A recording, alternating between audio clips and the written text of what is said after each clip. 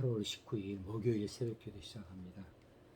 히브리서 11장 1절 말씀 한 절만 공독하겠습니다. 믿음은 바라는 것들의 실상이요 보이지 않는 것들의 증거니.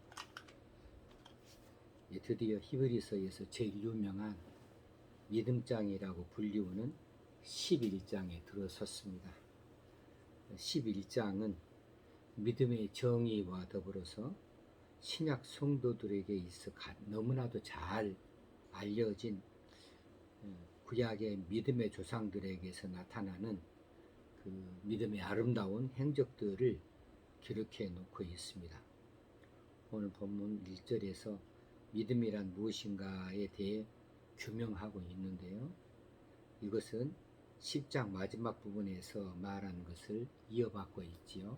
10장 마지막 부분에서 성도는 뒤로 물러가다가 멸망에 빠져드는 자가 아니라 믿음을 굳게 간직하여 영혼의 구원에 이르는 자인 것을 깨우쳐 주면서 성도들로 하여금 믿음의 인내를 권면하고 있는데, 그렇다면 그 믿음이라고 하는 것이 무엇이냐를 이어받아서 11장 1절에서 믿음의 정의를 규명해 놓고 있습니다. 자, 믿음이라고 하는 것은 책으로 한 권 다 해도 다 말하지 못할 엄청난 무게를 갖고 비중을 가진 중요한 단어이지요. 그래서 우리가 믿음으로 하자, 믿음으로 살자, 믿음으로 구원받는다. 자꾸 믿음을 많이 말하긴 하지만 믿음에 대하여서 여러 가지 모양으로 적용을 할 수도 있고 그렇습니다만은, 본문에서 말하는 믿음이 무엇이냐라고 했을 때에 단어적으로 이야기하기도 하고 신앙적으로 규명하기도 하는 이런 자세를 취하고 있습니다. 자, 믿음은 바라는 것들의 실상이다 할 때에 이 믿음은 피스티스라고 라는 단어를 번역해 놓은 거죠. 피스티스라고 하는 것은 헬라 문헌에 보면 어떤 사람이 다른 사람이나 혹은 신들에 대하여서 갖게 되는 신뢰, 진실성 혹은 사업상의 신용, 보증 이런 것들로 쓰임을 받아왔던 단어입니다. 근데 이 단어가 믿음은 바라는 것들의 실상이다 해서 맨 앞으로 11장 2절에서 소개되어지고 있어요. 믿음이라는 것은 소망하고 기대하는 것들의 실상이다. 아마 이렇게 쉽게 해석을 해 보일 수 있겠어요.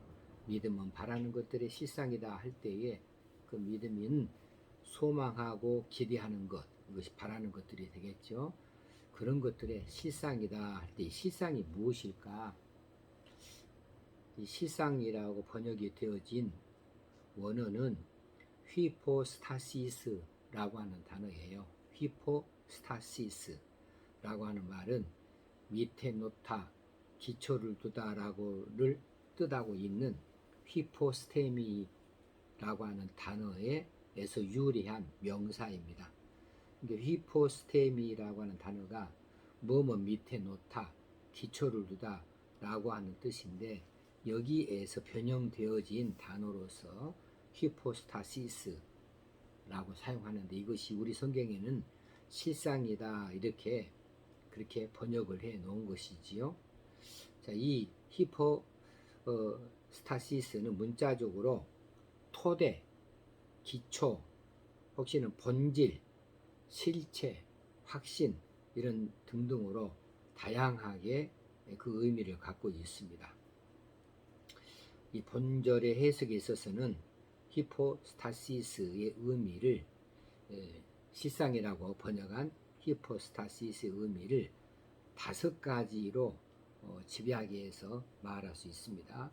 이 5가지를 집약해서 말하는 그 근거는 다른 성경에서는 이 실상이라고 하는 히포스타시스를 어떻게 번역했는가라고 하는 거죠. 이것을 보면서 우리 성경에서는 실상이라고 번역했지만 또 다른 공적으로 인정받고 있는 중요 이 번역본들에서는 어떻게 이 단어를 해석했는가, 이것을 5가지로 살펴보았다는 뜻이 되겠습니다. 첫 번째는 확신입니다. 확신. 믿음은 소망하는 것들을 완전히 확신하는 것이다. 이렇게 해석을 할 수 있겠지요.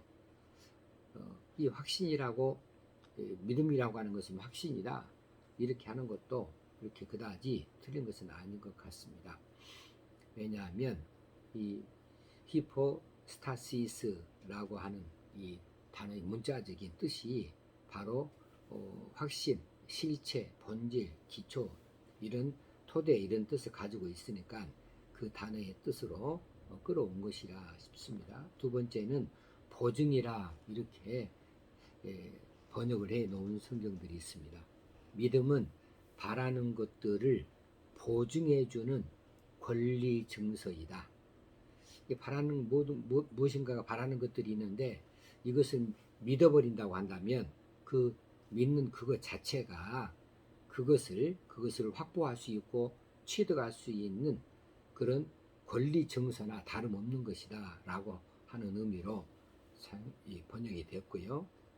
세 번째 번역은 현실화라고 하는 뜻으로 번역을 했어요. 자, 믿음이 장래 바라는 것들을 현실적으로 있게 해준다. 그래서 현실화 시켜준다 라고 하는 것으로, 그 믿음은 내가 바라고 원하는 것들을 실제적으로, 현실적으로 내가 갖도록 하게 해주는 것이다. 이렇게 현실화로 번역을 하고요. 네 번째, 실체, 실상. 우리 성경에서는 이걸 우리가 이 번역을 받아서 실상이라고 했죠. 믿음이라고 하는 것은 아직 나타나지는 않았지만은 바라는 것들을 바라는 것들에 대한 실질적인 확실한 것으로 붙잡게 하는 것이다. 조금 좀 기네요. 믿음이라고 하는 것은 아직 나타나지 않았지만 바라는 것들을 실질적으로 확실한 것으로 붙잡게 하는 것이다. 다섯 번째의 번역은 토대, 기초라는 뜻으로 번역을 해요. 믿음은 소망이라는 보이지 않는 구조물을 그 아래에서 떠받치고 있는 토대이다. 내가 무엇인가를 바라보고 있는데, 무엇인가를 구하고 있는데, 이것은 그 밑에서 보이지 않는 자리에서, 그 아래에서 떠받치고 있는 기초라고 하는 사실이지요. 자, 이런 모든 견해들이 따로따로 다 일견 합리적인 번역을 다 하고 있습니다만, 이 모든 견해들을 종합하여서 이 1절을 포괄적으로 다시 해석을 해 본다고 한다면 어떻게 할 수 있을까? 자, 믿음이란 소망을 지탱해 주는 토대로서 소망하는 바가 허상으로 끝나지 않고 실제로 이루어질 것을 보증해 주는 실체이다. 이렇게 전체를 아울러서 해석해 볼 수가 있겠습니다. 자, 여기에는 세 가지의 의미를, 현실화되는 의미를 담고 있어요. 세 가지 무엇이냐? 자, 믿음은 현재 사실에 대한 확신을 기반으로 하여 미래의 그 실체를 드러낸다 라고 하는 거죠. 두 번째는 믿음은 아직 얻지 못한 어떤 것에 대해서 이미 소유한 것처럼 확신하는 것이다. 세 번째는 믿음은 우리로 하여금 바라는 것들을 소유할 수 있게 해주는 권리 증서이다. 이렇게 세 가지로 또 그 세 가지의 믿음을 우리에게 또 가르쳐 주고 있습니다.